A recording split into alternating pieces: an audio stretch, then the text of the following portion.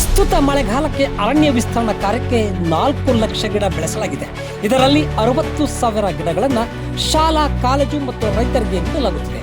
ಉಳಿದ ಗಿಡಗಳನ್ನು ಸುಮಾರು 374 ಹೆಕ್ಟೇರ್ ನಡುತೋಪು ವಿಸ್ತರಣೆಗಾಗಿ ಅರಣ್ಯ ಪ್ರದೇಶದಲ್ಲಿ ನಾಟಿ ಮಾಡುವ ಗುರಿ ಹೊಂದಿದೆ ಎಂದು ಜಿಲ್ಲಾ ಅರಣ್ಯ ಸಂರಕ್ಷಣಾಧಿಕಾರಿ ಗೋಪ್ಯ ನಾಯ್ಕ ಹೇಳಿದರು.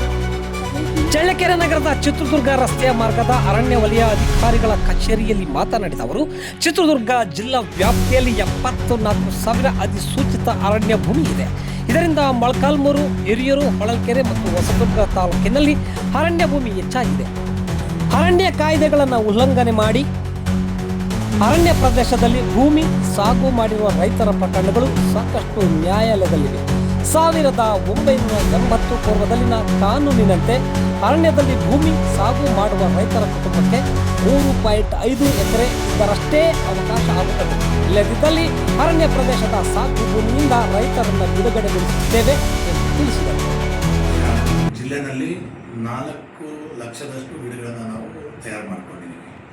ಅದರಲ್ಲಿ 60,000 ಗಿಡಗಳನ್ನು ಜನರಿಗೆ ವಿತರಣೆ ಮಾಡಬೇಕು. ಜೊತೆಗೆ ನಾವು ಕೂಡ ವನಮಹೋತ್ಸವ ಅಂತ ಕಾರ್ಯಕ್ರಮಗಳನ್ನು ಸಂಘ ಸಂಸ್ಥೆಯವರ ಜೊತೆಗೂಡಿ, ಸಾರ್ವಜನಿಕರ ಜೊತೆಗೂಡಿ ನಾವು ಗಿಡವನ್ನು ನೆಡ್ತಕ್ಕಂಥದ್ದು ಮತ್ತು ಸಾರ್ವಜನಿಕರಿಗೆ, ರೈತರಿಗೆ ವಿತರಣೆ ಮಾಡ್ತಕ್ಕಂಥದ್ದು, ಸರ್ಕಾರದ ಸಬ್ಸಿಡಿ ರೇಟಲ್ಲಿ ವಿತರಣೆ ಮಾಡ್ತಕ್ಕಂಥದ್ದು ನಾವು ಇಟ್ಕೊಂಡಿದ್ದೀವಿ. 60,000. ಅದರಲ್ಲಿ 4 ಲಕ್ಷ ಸೀಡ್ಲಿಂಗ್ನಲ್ಲಿ ಇನ್ನು 3,40,000 ಸೀಡ್ಲಿಂಗ್ಗಳನ್ನು ನಮ್ಮ ಬೇರೆ ಬೇರೆ ಯೋಜನೆಗಳಲ್ಲಿ ಬೇರೆ ಬೇರೆ ಸೈಜಿನ ಬ್ಯಾಗಿನಲ್ಲಿ ಬೆಳೆಸಿರ್ತಕ್ಕಂಥ ಗಿಡ ಮರಗಳಿರ್ತವೆ.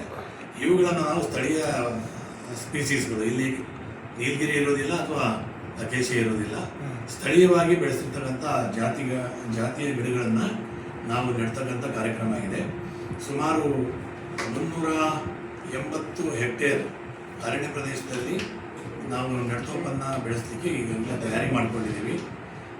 ಹಿಂದಿನ ವರ್ಷ ನೆಡ್ತೋಪುಗಳಲ್ಲಿ, ರಚನೆ ಮಾಡಿದ ನೆಡ್ತೋಪುಗಳಲ್ಲಿ ಎಲ್ಲೆಲ್ಲಿ ಗಿಡಗಳು ಸತ್ತೋಗಿರ್ತವೆ ಅಂಥ ಕಡೆ ಈಗೇನು ಹೊಸದಾಗಿ ನಮಗೆ ಮೇ ತಿಂಗಳು ಮತ್ತು ಜೂನ್ ತಿಂಗಳ ಮೊದಲ ವಾರದಲ್ಲಿ ಮಳೆ ಆಯಿತು. ಆ ಮಳೆ ಬಂದ ಕೂಡಲೇ ಅವನ್ನೆಲ್ಲ ಬದಲಿ ಮಾಡುವಂಥ ಒಂದು ಕಾರ್ಯ ಹಾಕ್ಕೊಂಡು ಮಾಡಿದ್ದೀವಿ. ಮುಂದೆ ಮಳೆಯನ್ನು ಕಾಯ್ತಾ ಇದ್ವಿ. ಮಳೆ ಬಂದ ಕೂಡಲೇ ನಾವು ಏನು 340 ಹೆಕ್ಟೇರ್ದಷ್ಟು ಅರಣ್ಯ ಪ್ರದೇಶದಲ್ಲಿ ಗಿಡಗಳನ್ನು ನೆಡಲಿಕ್ಕೆ